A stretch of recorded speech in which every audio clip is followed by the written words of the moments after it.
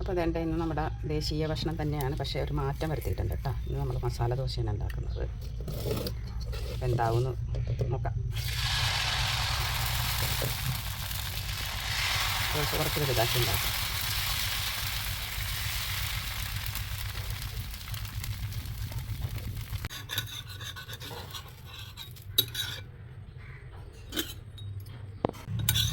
അപ്പോൾ അതെൻ്റെ നമുക്ക് ആവശ്യത്തിനുള്ള ദോശകളായിട്ടുണ്ട് കേട്ടോ. മസാല ദോശക്കുള്ള ഉരുളക്കിഴങ്ങ് റെഡിയാണ്. പിന്നെ അതിന് സവാള, പച്ചമുളക്, വേപ്പില, പിന്നെ അതിൻ്റെ ഒരു കഷ്ണം വെളുത്തുള്ളി കൂടി എടുത്തിട്ടുണ്ട് കേട്ടോ. നമുക്ക് റെഡിയാക്കി എടുക്കാം. എണ്ണ ഒഴിച്ച് കടുക് പൊട്ടിയിട്ടുണ്ട്. ഒരു നുള്ളി ജീരകം കൂടി ഇട്ട് കൊടുക്കാം, വെളുത്തുള്ളി ഇട്ട് കൊടുക്കാം, കറിവേപ്പില ഇട്ട് കൊടുക്കാം, മുളക്, പച്ചമുളക് എല്ലാം ഇട്ടിട്ടുണ്ട്. ഉപ്പും കൂടി ഇട്ട് നമുക്ക് വഴറ്റിയെടുക്കാം. അതേ സവാള വഴന്നിട്ടുണ്ട്. ഇതിലേക്ക് മഞ്ഞൾപ്പൊടി മാത്രമേ ഇതിലിടുള്ളൂ കേട്ടോ. അതായിരിക്കും അറിയാമായിരിക്കും, എന്നാൽ വേറെ മുളകൊന്നും ഇടില്ല, പച്ചമുളകിൻ്റെ അരിവ് മാത്രം മതി.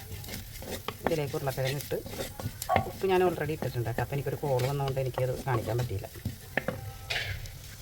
ഇതിലേക്ക് ഉരുളക്കിഴങ്ങ് ഇട്ട് കൊടുക്കാം. വേവാനായിട്ട് കുറച്ച് വെള്ളം കൂടി ഒഴിച്ച് അടച്ച് വെച്ച് വേവിക്കാം. വേറെ പരിപാടിയൊന്നുമില്ല, ഇത് വെന്താൽ മാത്രം മതി. കുറച്ച് ചൂടുവെള്ളമാണ് കേട്ടോ. ചൂടുവെള്ളം ഉണ്ടായിരുന്നു, അപ്പോൾ ഞാൻ കുറച്ച് ചൂടുവെള്ളം ഒഴിച്ച് കൊടുക്കും.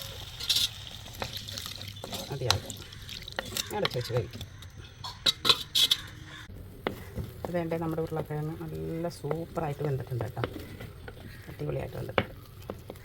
ഇനി നമുക്ക് ബാക്കി പരിപാടിയിലേക്ക് പോകാം. അത് വേണ്ടേ, നമ്മുടെ മസാല ദോശ റെഡിയാക്കാവേ.